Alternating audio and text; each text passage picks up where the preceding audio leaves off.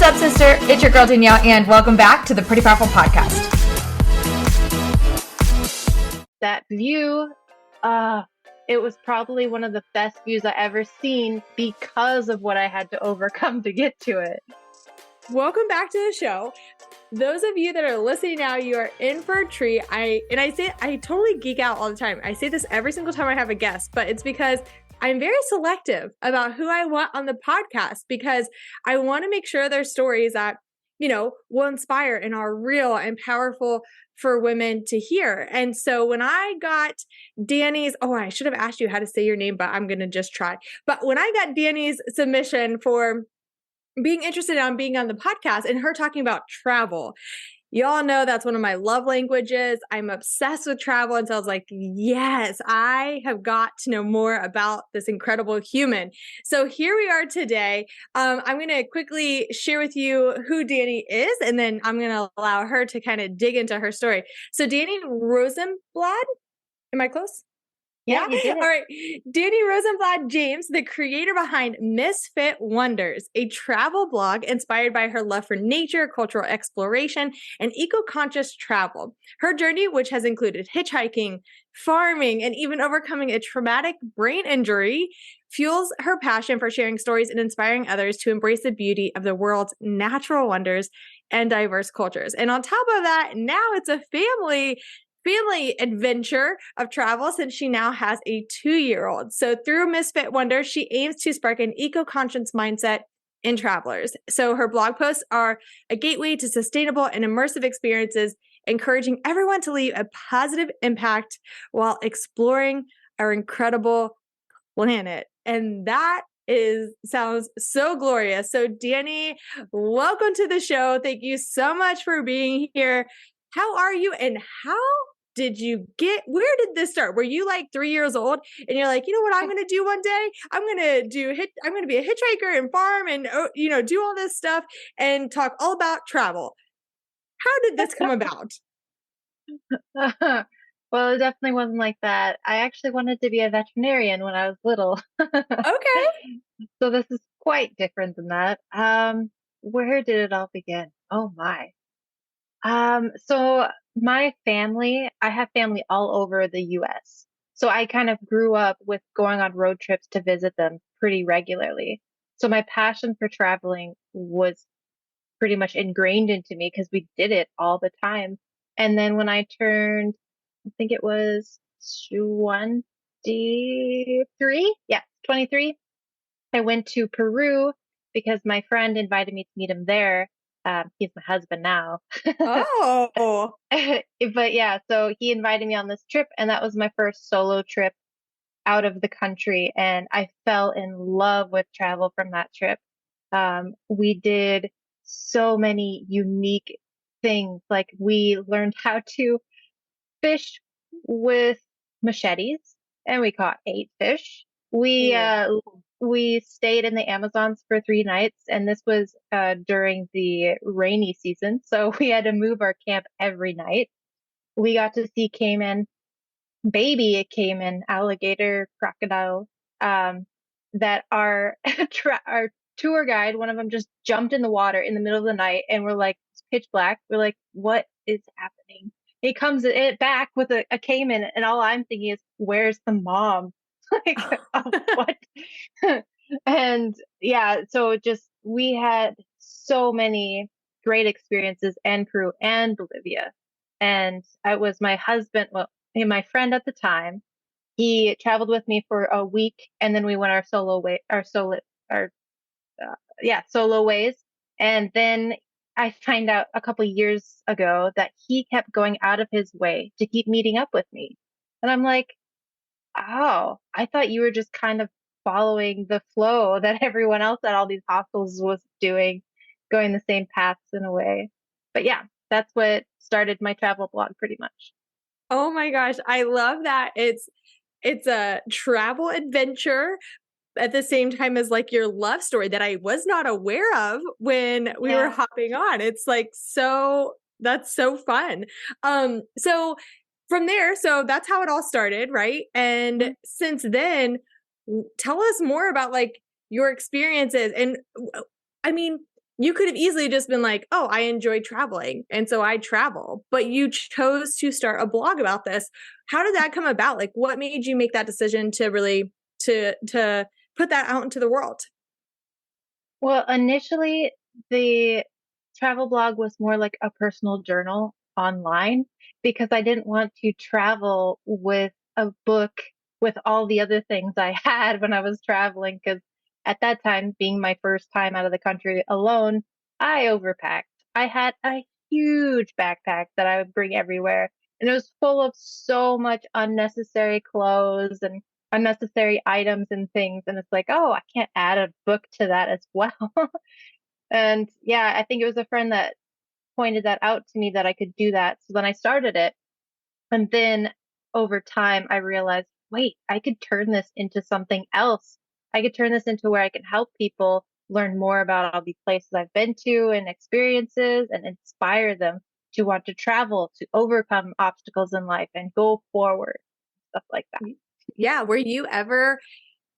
Have you ever found yourself, or maybe it was like at the beginning or just anytime, like fearful, hesitant about traveling that you had to overcome? Or have you always just been like, it's fine, it'll all work out, I'll go by myself, it's totally okay? Uh, so I definitely have had some second thoughts a lot of times, but I have this thing where I always follow my gut. And if my gut's saying it's okay, even though it's an uncomfortable, I like to get out of my comfort zone too. So that's helpful with traveling because there's always going to be the unknown, like what's going to happen? You can't have every moment planned out. And Yeah. if you did, it would take away the whole experience. Yeah. I love that though. Like, you know, trusting your gut. For Mhm. you, it's for travel, but for a lot of people, it's so many different things, right? That we get fearful and hesitant. We don't know what's going to happen. And so that stresses us out. But if we just take a second to listen to our gut, it won't Mm. steer us wrong. And like you said, it's good to get uncomfortable, like in a safe way, but it's good to get uncomfortable and push yourself and to have those. You won't ever have those experiences if you don't do that. Right. So I love that. Okay. So I mentioned in the intro that you have had a traumatic brain injury. Mhm. That's powerful and I'm sure has affected lots of different things. So share with us a little bit about that. That actually happened, I think it was 6 months or so after my trip to Peru and Bolivia. Um, and I was on black ice in Wyoming. So I'm originally from South Dakota, and I was driving to California to go to work. And I was driving through Wyoming on that was black ice. Visibility was less than a mile. I all I remember is going, oh no, looking forward and seeing cars piled up. And so it was a 7 car pile up, and I was the last one there. And I guess automatically I can't remember that. I was like, I blacked out, but I guess I must have tried spiraling out of the way or going to the right or something. And then I clipped another one of the vehicles and spun out of control. So I ended up getting a gash in my head from that. I think I had 4 concussions, um, bruised, in the brain, 2 different spots. And yeah, so it was pretty bad. But on that side, since it was so cold, I didn't lose that much blood, so I didn't have to have a blood infusion. So that's good. Always And finding the then, positive. yeah. And then the sheriff that found me, he said that was the worst he's ever seen his whole working his career, and he was going to be retiring in a couple of weeks or so. And yeah, I had to be helicoptered to Salt Lake City, Utah from there, and intensive care unit for over 10 days, had to relearn how to walk, how to use my brain. So it wasn't just a little, oh, you had a traumatic brain injury. It was like, it was a pretty big one. Yeah. I mean, you were flown to a different state there for 10 days. Like, this is, I mean, this is impactful. So what did you do? So again, as you mentioned, you're relearning how to walk and do the things. What, how did that shift your life or shift your mindset, or did it? Oh, yeah, 100%. I realized where I was in my life, I didn't want to be. I didn't want to be alone. And I was pretty much just living just to party all the time. I didn't think anything about my future. And then once this happened afterwards, I was like, what am I doing? Why am I doing just these little things when I feel like I could do so much more in the world? And there's so much more I want to do. And then I realized I want to travel. I want to see the world. I want to make some kind of impact on people's lives. And yeah, that's where I am today. So, okay, no, sister, we can't just jump to that's where I am today. No. Okay, so traumatic brain injury. We're in the hospital. We're doing the things. And then we say, you know what? There's more to life. I want to make a bigger impact. I want to travel. I want to see the world. I want to make a difference. And you didn't just show up and you're here today. You took the next step, right? So what was the next thing that Dani decided to do after that to move more into that person that she wanted to be? Like, what did you do? Wow. It it was super hard because I'm a hardworking woman. I'm used to working in fields and doing like 8 to 10 hour jobs like every day or something like that. Well, after my accident, I couldn't work more than an hour. My body would be in full pain. And it was my friend, who's my husband, that saved me from myself. He could see that I was overworking and he would force me to go back to the house and rest and watch movies or something. And he'd go and work and then he would find me hidden working in the fields and stuff and be like, do, go back to bed. And then it was after that we actually realized that we loved each other and did the whole marry thing and all that stuff. And yeah, but yeah, All so that stuff. No big deal. It's fine. but he's a huge reason that I am where I am today because he helped me realize that I need to take care of me. I can't just be like my old self where, oh, I can just go full force forward. No, I had to listen to my body to heal. And that's a huge reason that I've gotten to where I am, even though it was just so hard. The first 2 years, I didn't feel like myself. Mm, And that's pretty long time not to feel like yourself. yeah. Mm. So how did it move then? So it was a few months before that situation where Mm. you had just gone on this trip Yeah. and you guys went as friends. And then we had this serious event. And then you said, I want to be a new human, not new human, but I want to pursue more and do more. And then he said, you got to stop working so much. We're not doing that. You need to rest, listen to your body. It took you a couple years, right? To get back to feeling like yourself. So from then, how did you, where did you go with traveling? I mean, your whole life now, right, is traveling. It's talking about Mm. travel. It's helping people with travel. Mhm. How did you move? What was your next step then? Did you go on another trip or what happened? So let's see. We were on our honeymoon, and our honeymoon was a 6 month road trip in the US. Well, that's cool. Yeah. So that was a great way to experience it and work on helping my body. We had our two cats and our dog with us. So Oh, it was pretty fun. fun. And the first hike that I went on after my accident was very impactful as well. We did Yosemite National Park, and I did one of the hikes there that was up into the waterfalls. And I think the hike was supposed to last maybe 4 or so hours. It took me 12 hours to do because I was in so much pain and my head would be pounding and I'd be just in tears. And it was my mantra that helped. It was slow and steady wins the race. And then as well as passing all the people, oh, they were so supportive. They'd be like, oh, you're so close. You're doing great. Cause they could see that I was struggling with tears down on my face. And my husband and my dog, I told them just to go ahead. So they went and then they came back to check on me and then they went up with me. But yeah, that was very impactful. And that view, it was probably one of the best views I ever seen because of what I had to overcome to get to it. I want to take a second because that is an important thing that we all get to remember, that you said the view was just amazing because of what it took to get there. Like, I'm sure the view would have been amazing regardless, right? It would have been great. Yeah.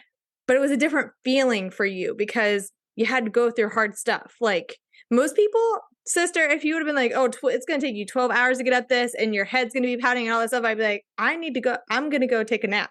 Like that sounds so hard, but it was important to you. And because of that, when you finally made it there, and again, number one, you didn't give up, but number two, you made it to the top and you're like, this was worth it, right? Like this view is beautiful because I worked so freaking hard to get here and I didn't give up.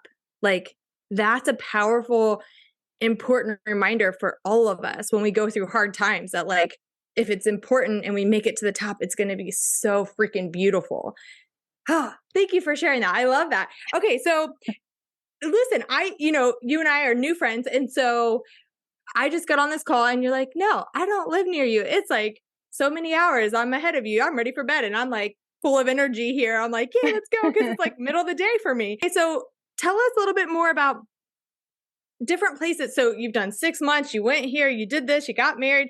So you've done lots of things. Tell us, are there other places that you've been where you're like, this was the most, other than those that you just told us, because those are really freaking powerful. But is there anywhere else where you're like, this was a place, this was a powerful part of my journey of like travel? There's a few. Let's see. I really enjoyed when we visited northern Greece. You know, when people think of Greece, they always think of all the white buildings and the beaches and Athens and the ruins. Well, northern Greece is amazing. They have Vigos, Vikos there. It's a gorge. They have Papingo pools. Those are amazing. And then they have all of these arch bridges. Like we went on a little road trip and ventured and saw all these beautiful arch bridges that were spread out. And we also tried to do Mount Olympus, which is northern Greece. Although we couldn't really do that with a rental vehicle. It was like going straight up and we're like, started kind of rolling back. We're like, okay, maybe we need to go back because it was like the time of the season. We couldn't really hike it. It wasn't very, very smart decision if we would have tried. So northern Greece. So do you all try to do more like non-traditional type travel, or like you're saying, people typically go to like certain areas, the white buildings, the whatever, and you're kind of like, no, we're going to go somewhere different. Do you do that often or kind of a mixture? I think since I have my son, it's kind of turned more into a mixture. Like this last trip that we did, we went to France and Belgium. And the reason we did these trips was because we were meeting up with some of my friends in France because they were going to a wedding. So France was never really on our radar, especially Paris, because it's so touristy. So we tried it out and yeah, there's a lot of people. And I definitely like staying a little farther away and more into the nature places of the countries. Yeah. So, but we tried it. So yeah, I love that. And now you live where? in Sweden. And how do you enjoy Sweden? Oh, it's one of the best places for nature. So I'm in the right place. Yeah. Yeah. I love that. I've never been to Sweden. So if people who are listening, right, I know because for me, when I talk to people about traveling and stuff, they're always thinking, oh, I wish I could do that. I wish I could go to these different places. I want to go see these different places. What would you say to people who maybe are putting like travel on the back burner, or, really want to see it, but, financially they're like, oh, that seems so expensive and I don't know if I can do it. Like, do you have, maybe it's on your blog, but like different tips and strategies or things that you would share with people who are kind of in that mindset? So if you're in that mindset, what you need to do is be like, what's stopping you? Isn't it yourself? Like, aren't you the one that's saying, "Oh no, I can't do this because of blah blah blah." Okay, if it's money, you need to make kind of a list for yourself and then be like, "Oh, how much would this cost?" Do some research. Like, there are a lot of ways to save money. I mean, they have couch surfing out there. They have workaways where you can work on someone's farm or you can work on someone's property and do whatever for so many days, for so many hours out of a day or something. Hmm. There are so many different ways around it. I found out that they have, what is it, redeem vacation, where I'm not really sure how it works, but they make it where you can stay at hotels at a cheaper price. There are a bunch of different businesses out there now that are trying to help people travel and make it more affordable in some way. And I also like this that they're working more on making it a sustainable travel for people. So that's always good. Okay, so tell us more about that. What do you mean by sustainable travel? So that means that they're trying to be more eco-friendly. They're trying to care more about the environment. So like a lot of tourist companies are they're noticing that people are starting to care about that. And there's even like the airplanes and the big flight companies.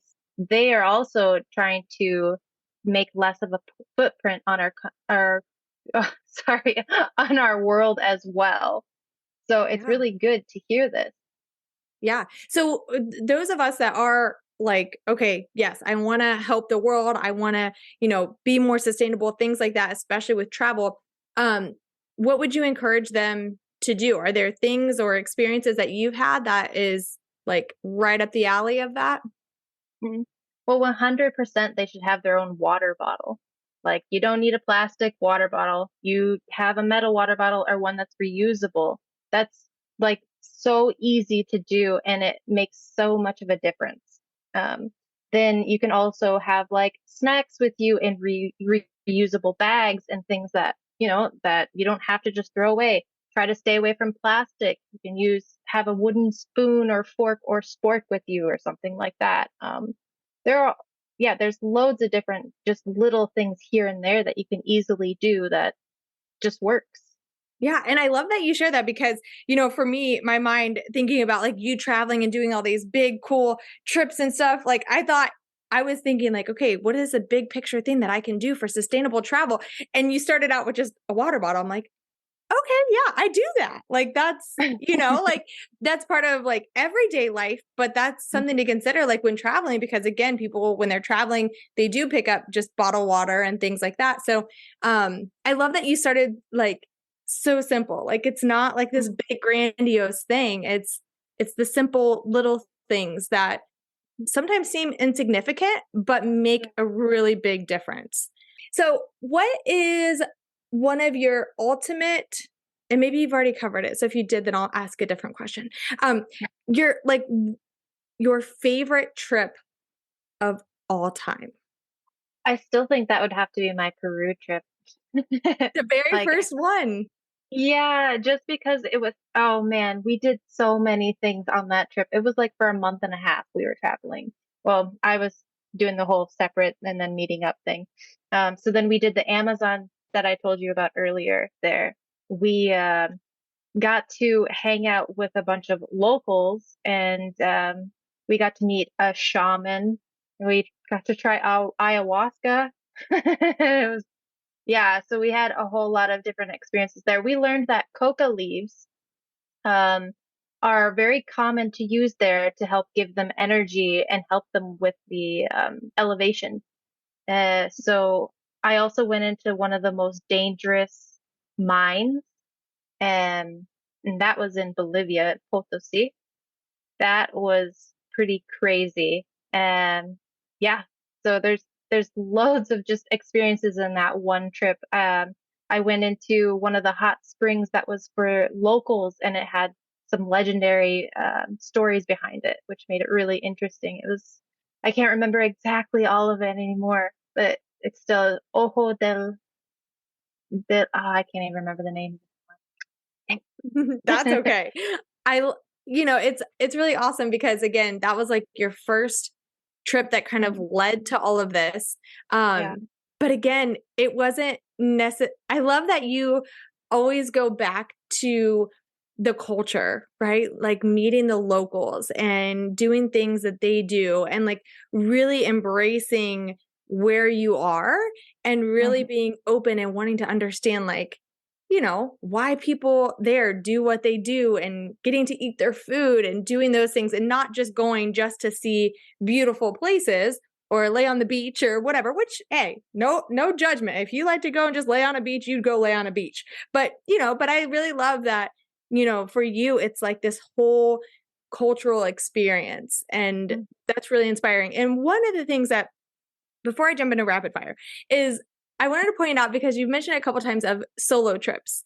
And I just find that so powerful especially for women.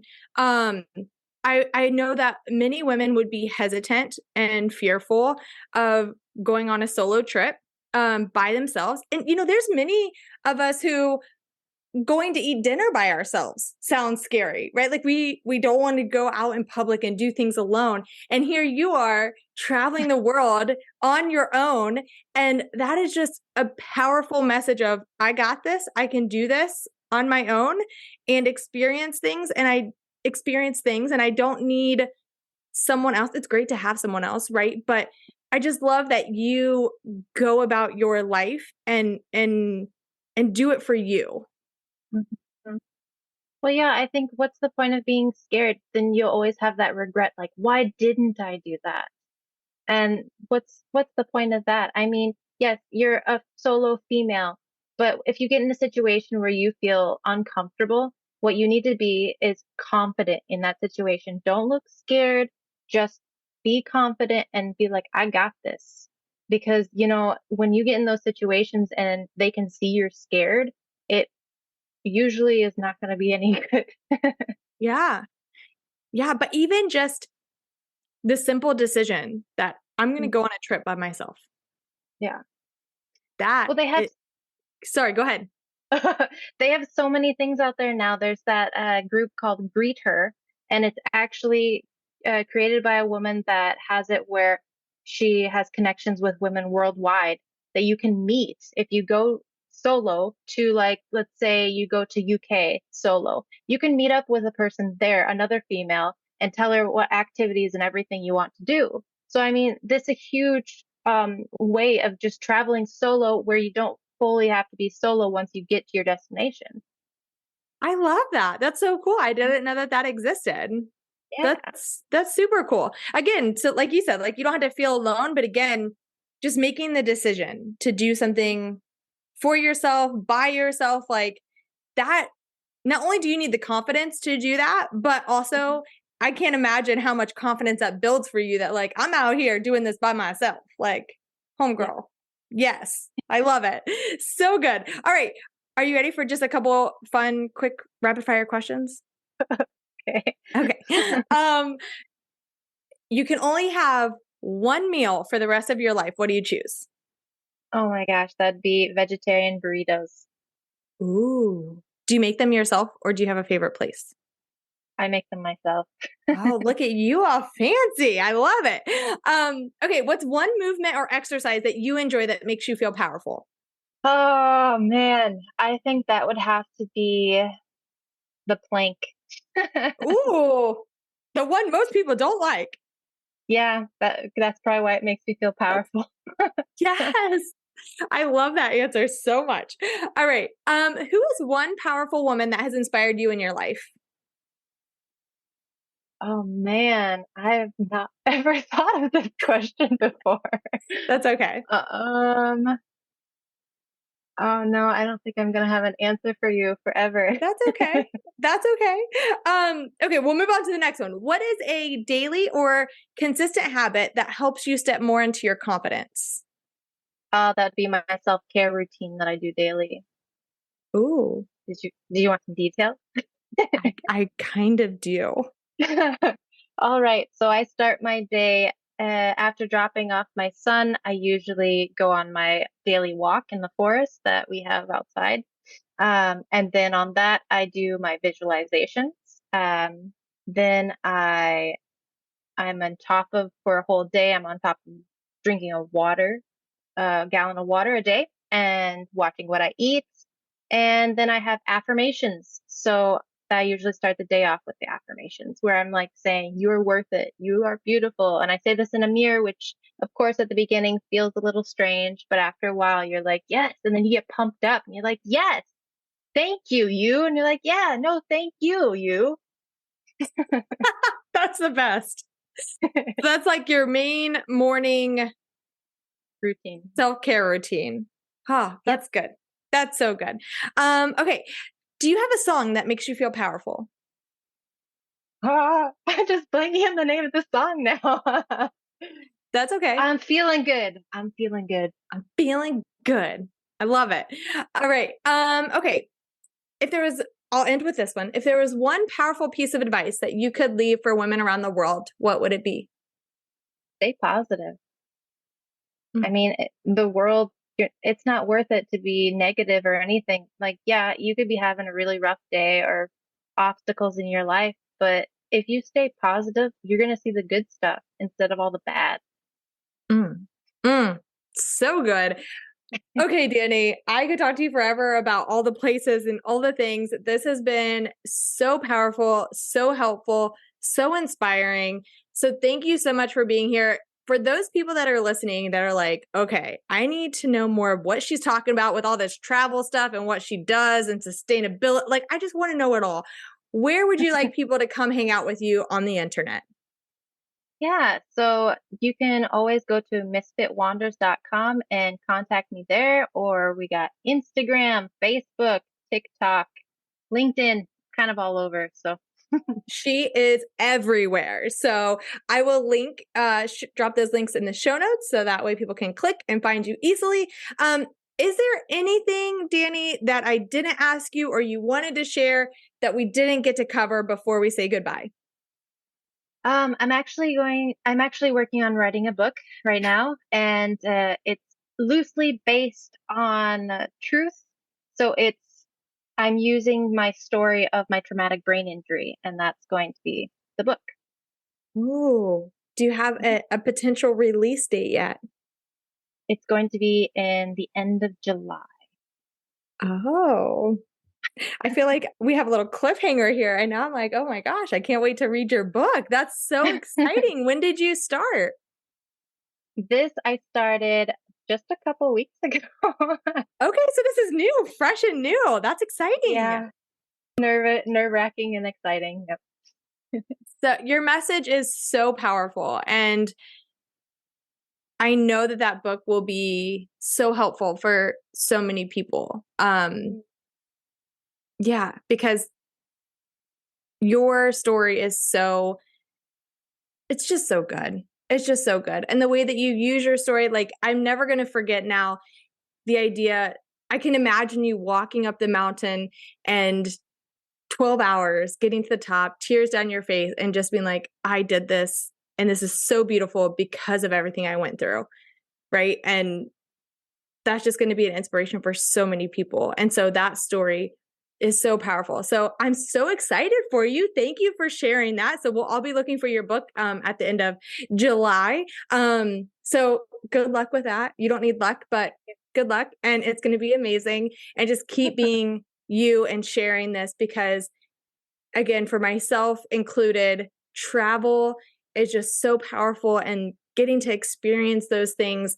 And so you sharing that just inspires and supports so many women wanting to do the same. So thank you so much for sharing that. Thank you for being here.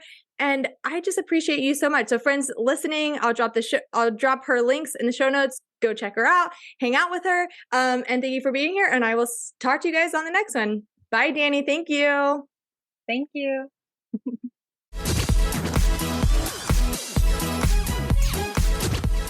I'll remind you at the end of every single episode, you do not owe the world pretty, but you do owe yourself to step into your personal power, because you, my friend, are a powerhouse woman. Go out and prove it to yourself.